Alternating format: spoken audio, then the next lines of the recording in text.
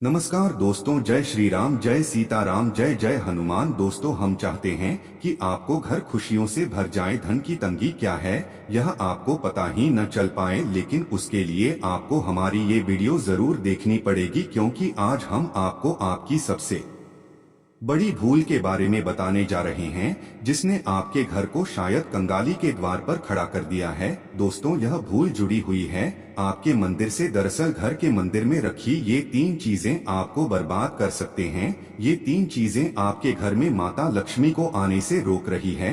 अगर आपके मंदिर में भी ये 3 चीजें रखी हुई है तो तुरंत इन्हें बाहर निकाल दीजिए। नमस्कार दोस्तों, स्वागत है आपका एस्ट्रो सच पर। आगे बढ़ने से पहले वीडियो को लाइक और चैनल को सब्सक्राइब जरूर कर लें, जिससे लक्ष्मी जी की कृपा सदैव बनी रहे।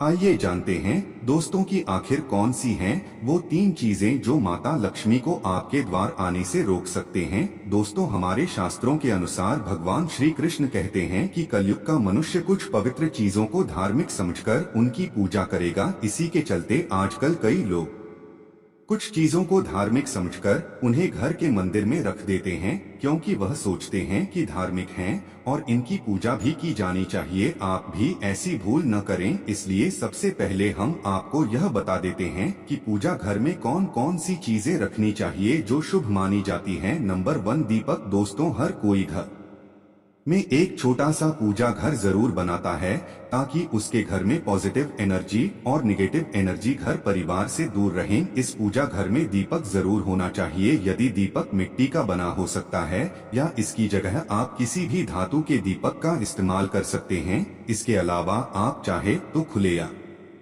पर के कंधे पर गुड़ और हल्दी लगाकर घी के साथ घर में धूप भी दे सकते हैं। माना जाता है कि ऐसा करने से घर में निगेटिव एनर्जी का वास नहीं रहता और परिवार में सुख समृद्धि बनी रहती है।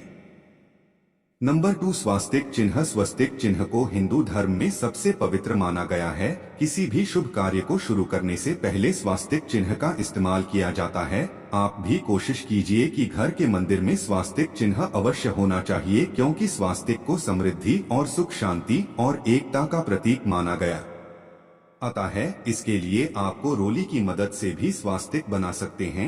नंबर 3, कलश। दोस्तों, कलश को सुख समृद्धि का प्रतीक माना जाता है। स्वयं भगवान श्री कृष्ण कलश को परिवार की सुख शांति और ऐश्वर्य के लिए जरूरी बताते हैं। इसलिए कलश तो आपके मंदिर में अवश्य होना चाहिए। कलश स्थापित करने के लिए अब इस तरह से कलश पर रोली और कुमकुम से स्वास्तिक बनाकर उसके ऊपर पत्तों के बीच नारियल रखकर मंदिर में रख दीजिए। इससे आपके परिवार में समृद्धि तो रहेगी, साथ ही खुशियां भी आपके दरवाजे पर दस्तक देंगी। नंबर, फूल। संघ के बारे में जानते बहुत लोग हैं, लेकिन इसे मानते बहुत कम है। शायद ही कोई ही जानता होगा कि संघ की उत्पत्ति समुद्र मंथन के 14 रत्नों के साथ भी थी। संघ को धर्म में पवित्र और खुद माँ लक्ष्मी का प्रतीक माना जाता है, क्योंकि माता लक्ष्मी को सुनकर अधिक प्रिय है। जिस घर के मंदिर में संघ होता है वहाँ स्वयं माता लक्ष्मी का वास होता है। इसीलिए आप भी अपने पूजा घर में संघ रखना बिल्कुल नहीं ना भूलें। ऐसा करने से माता लक्ष्मी प्रसन्न होंगी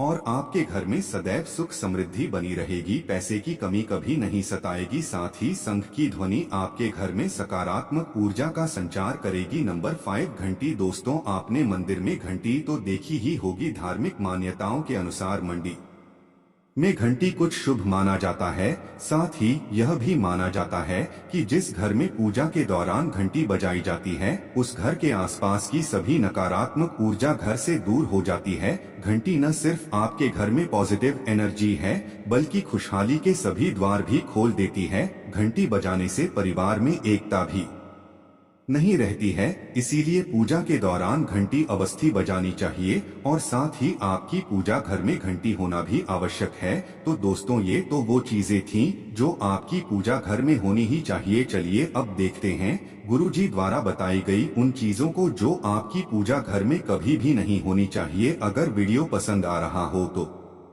वीडियो को लाइक भी जरूर कीजिएगा। नंबर 1, विषम संख्या में गणेश जी की मूर्ति। अक्सर देखा गया है कि लोग गणेश की मूर्तियां विषम संख्या में अपनी मंदिर में रखते हैं, लेकिन अगर आप चाहते हैं कि समृद्धि आपके घर से कभी न जाए तो ऐसा कभी मत कीजिए, क्योंकि विषम संख्या में पूजा घर में गणेश जी की मूर्ति रखना अशुभ माना जाता है।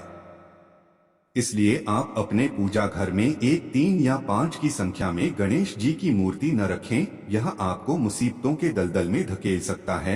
वैसे दोस्तों, गणेश जी की मूर्ति को लेकर यह भी देखा गया है कि कई लोग गणेश जी की मूर्ति घर के मुख्य द्वार के बाहर दरवाजे की तरफ मुख करके रख देते हैं। अगर आप सुख और समृद्धि चाहते हैं तो भूलकर भी ऐसा मत कीजिए। अगर आपको घर के मुख्य द्वार पर गणेश जी की मूर्ति रखनी है, दूसरे घर के अंदर की तरफ मुख करके रखें, बाहर की तरफ नहीं। ऐसा करना अशुभ हो सकता है, इसलिए घर के अंदर की तरफ मुक्की हुई गणेश जी की मूर्ति को मुख्य द्वार पर स्थापित करें। आप चाहे तो मुख्य द्वार के दोनों तरफ भी गणेश जी की मूर्ति रख सके हैं, लेकिन ध्यान रहे कि मूर्ति अंदर की तरफ यूं बाहर की तरफ नहीं। नंबर 2, टूटे हुए चावल। दोस्तों, अगर आपके मंदिर में भी टूटी हुई चावल, यह बहुत लंबे समय पहले यूज किए हुए चावल रखे हैं, तो उन्हें तुरंत बाहर भी बार भी है और यह बिल्कुल भी शुभ नहीं है और घर में नकारात्मक ऊर्जा को उत्पन्न करते हैं। इसके अलावा अगर आप उन चावलों को इस्तेमाल करना चाहते हैं तो हल्दी में महिला करें कीजिएगा, यह बहुत शुभ माना जाता है। नंबर 3, पूर्वजों की तस्वीरें। इसके साथ ही अगर आपके घर के मंदिर में पूर्वजों की तस्वीरें रखी हुई हैं तो उन्हें तत्काल बाहर निकाल दें कि आपके परिवार के लिए काफी अशुभ है। धर्म ग्रंथों के अनुसार